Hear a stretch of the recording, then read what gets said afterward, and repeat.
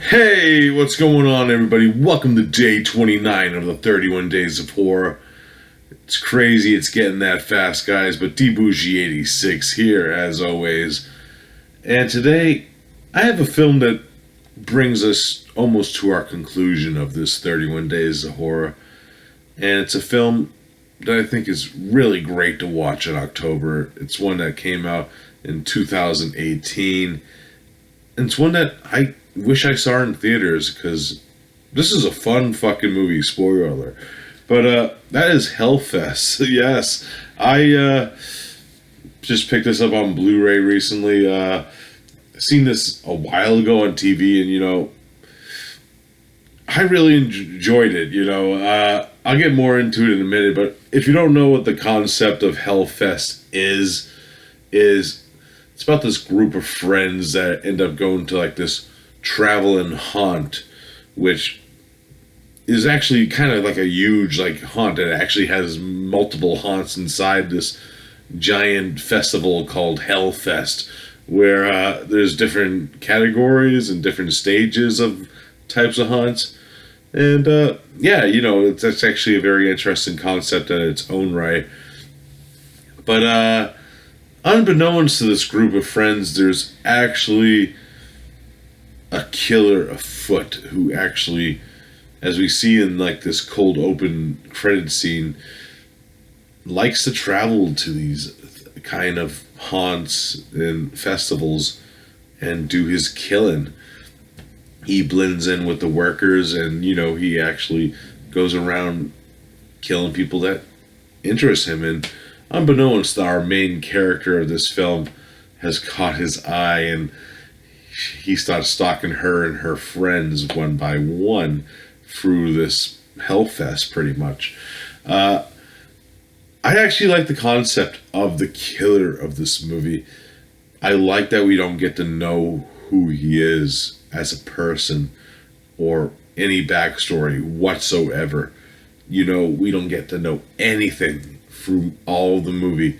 There's no like hints to what he is, what he does, what kind of, if he's a psychopath, and it all leads to my favorite scene of this movie, the very, very last shot of the film. And I love that concept because I'm not going to spoil it if you haven't seen this movie, but you can see a lot of like serial killers. It's like a thing we see every day in life in that aspect where it just gets your mouth drop open like, I like that concept because it's more realistic this way, where it also doesn't show you the backstory, like say the Rob Zombie remake of Halloween, where you get to know the character, but I think it's more scary when you don't get to know. But then when you get that reveal, it's very more promising because then it works, in my opinion, in that aspect. The visual style of this film is amazing. I actually love the Hellfest itself. The colors pop and all the haunts. There's a lot of like gray, greens, blues, reds, fucking, if you're an Italian movie lover like I am, there's a color for you in this movie.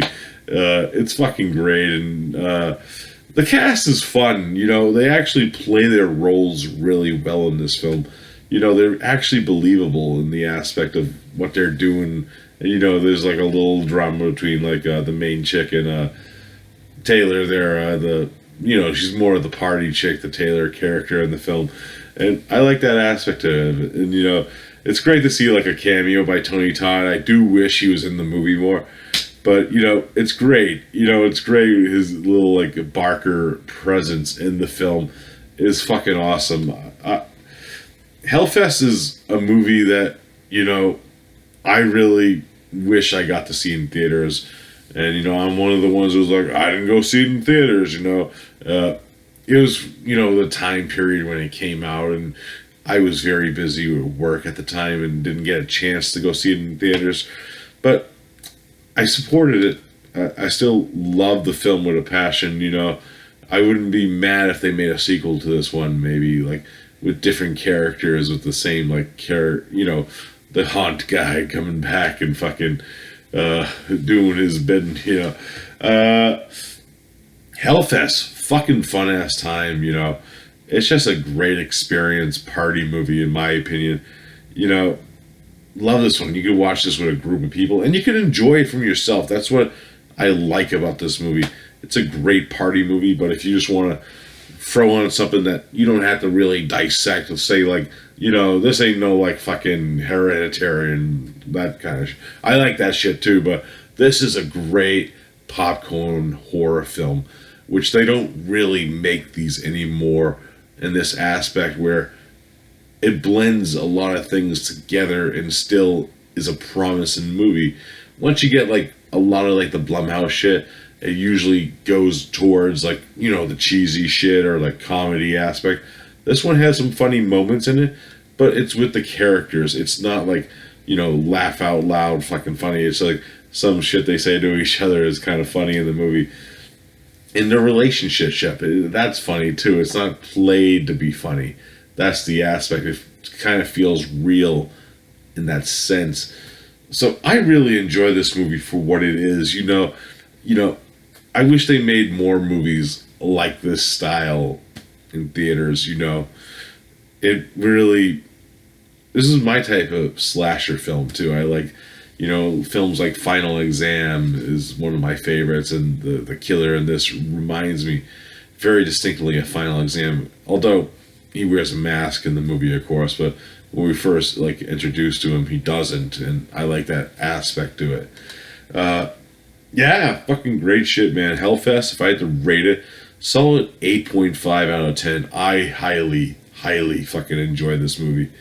Fucking awesome time, and great October setting too, where, like, you know, a lot of people go to haunts and shit in October, and that's kind of why I wanted to incorporate it in this type of 31 days. I'm not sure if it really actually gets set on Halloween, but it's set in, like, the October season, so good shit.